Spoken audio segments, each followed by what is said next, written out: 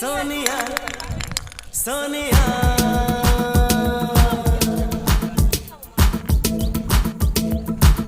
அரியா என்ன பண்றீங்க?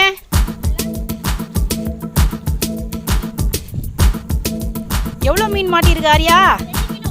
2 கிலோ மாட்டிருக்கா? பாதி வறுத்துட்டு பாதி குழம்பு வச்சலாமா? ஒரு மீன் மாட்டிக்கிட்டா, மீன் காட்டுங்க. ஏய் அங்க பாசியா இருக்க, வழுக்க போதே.